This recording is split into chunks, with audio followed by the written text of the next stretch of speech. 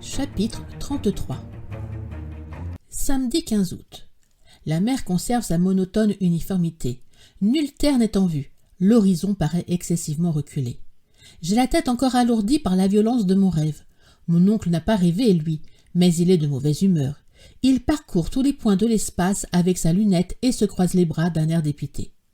Je remarque que le professeur Lidenbrock tend à redevenir l'homme impatient du passé et je consigne le fait sur mon journal.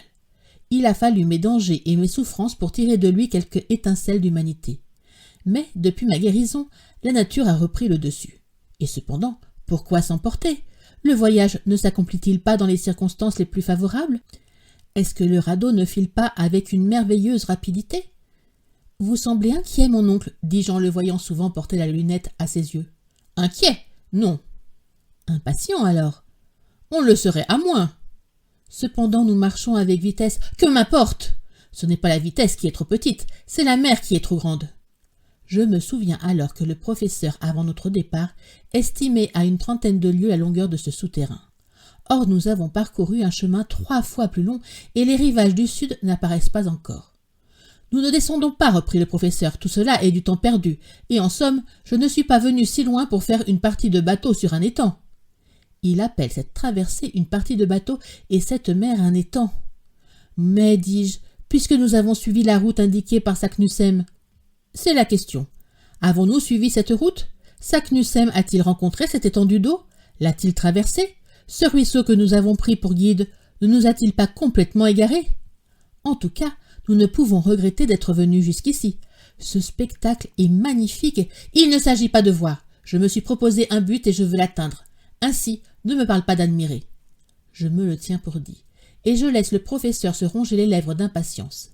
À 6 heures du soir, Hans réclame sa paye et ses 3 riksdals lui sont comptés. Dimanche 16 août. Rien de nouveau. Même temps. Le vent a une légère tendance à fraîchir. En me réveillant, mon premier soin est de constater l'intensité de la lumière. Je crains toujours que le phénomène électrique ne vienne à s'obscurcir, puis à s'éteindre.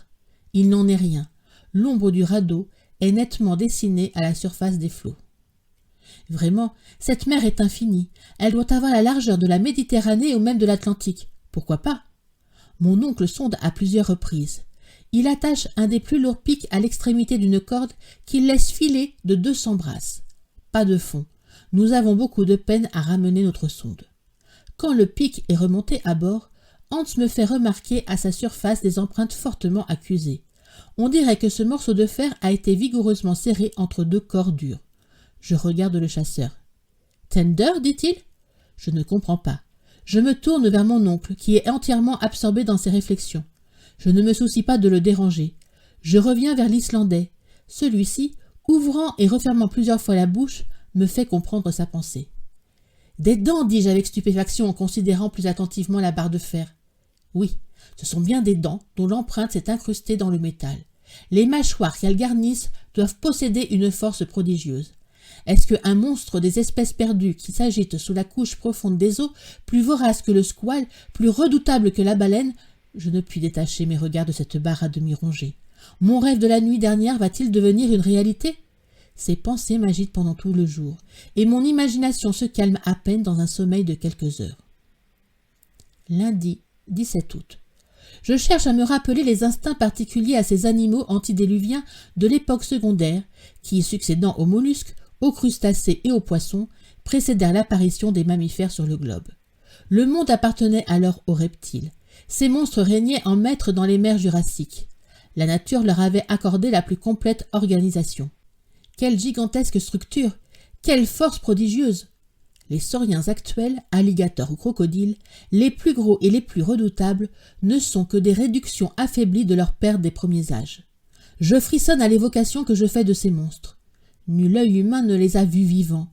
Ils apparurent sur la terre 1000 siècles avant l'homme, mais leurs ossements fossiles, retrouvés dans ce calcaire argileux que les Anglais nomment le lias, ont permis de les reconstruire anatomiquement et de connaître leur colossale conformation.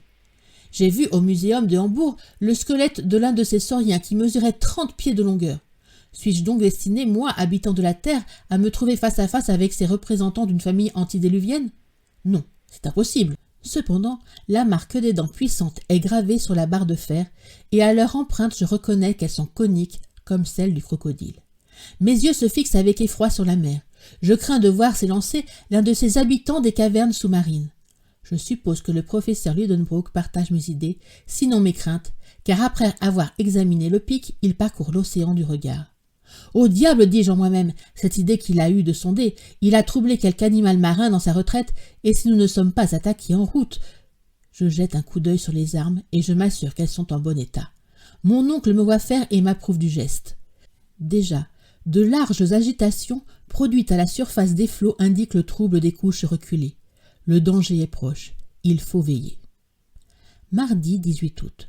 Le soir arrive, ou plutôt le moment où le sommeil alourdit nos paupières, car la nuit manque à cet océan et l'implacable lumière fatigue obstinément nos yeux, comme si nous naviguions sous le soleil des mers arctiques. Hans est à la barre. Pendant son quart, je m'endors. 2 heures après, une secousse épouvantable me réveille. Le radeau a été soulevé hors des flots avec une indescriptible puissance et rejeté à 20 toises de là. « Qu'y a-t-il » s'écria mon oncle. « Avons-nous touché ?» Hans montre du doigt, à une distance de 200 toises, une masse noirâtre qui s'élève et s'abaisse tour à tour. Je regarde et je m'écrie. « C'est un marsouin colossal !»« Oui, » réplique mon oncle, « et voilà maintenant un lézard de mer d'une grosseur peu commune. » Et plus loin, un crocodile monstrueux. Voyez sa large mâchoire et les rangées de dents dont elle est armée. Ah, il disparaît. Une baleine, s'écrie alors le professeur. J'aperçois ses nageoires énormes. Vois l'air et l'eau qu'elle chasse par ses évents. En effet, 2 colonnes liquides s'élèvent à une hauteur considérable au-dessus de la mer. Nous restons surpris, stupéfaits, épouvantés en présence de ce troupeau de monstres marins. Ils ont des dimensions surnaturelles, et le moindre d'entre eux briserait le radeau d'un coup de dent.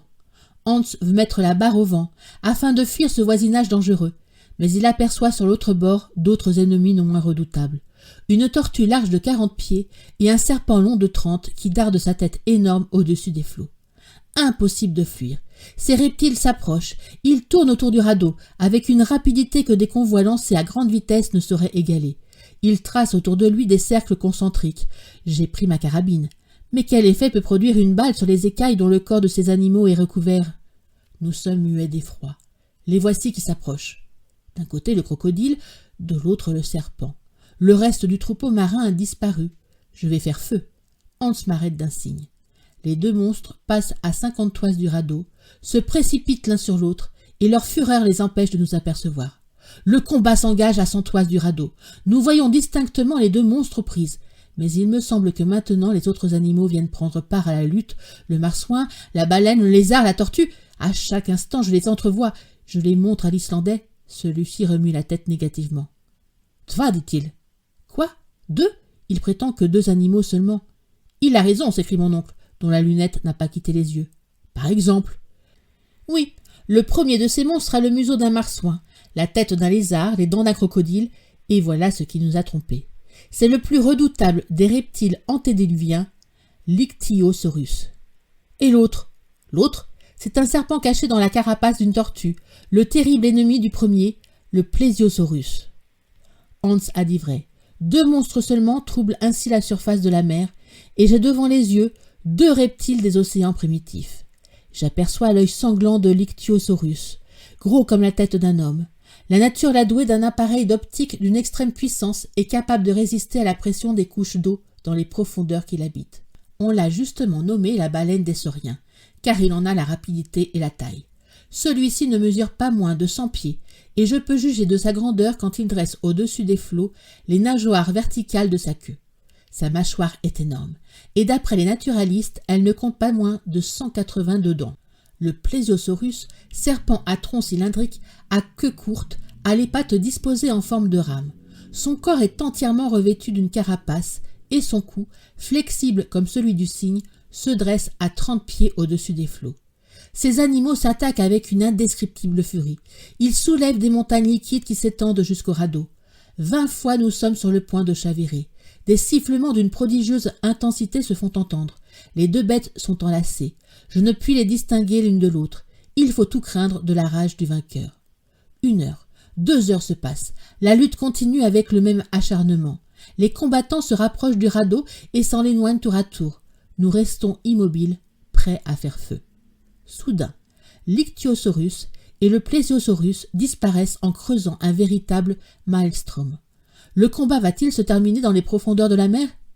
Tout à coup, une tête énorme s'élance au dehors, la tête du Plesiosaurus. Le monstre est blessé à mort. Je n'aperçois plus son immense carapace. Seulement, son long cou se dresse, s'abat, se relève, se recourbe, cingle les flots comme un fouet gigantesque et se tord comme un ver coupé. L'eau rejaillit à une distance considérable. Elle nous aveugle. Mais bientôt, l'agonie du reptile touche à sa fin. Ses mouvements diminuent, ses contorsions s'apaisent et ce long tronçon de serpent s'étend comme une masse inerte sur les flots calmés. Quant à l'Ichthyosaurus, a-t-il donc regagné cette caverne sous-marine ou va-t-il reparaître à la surface de la mer?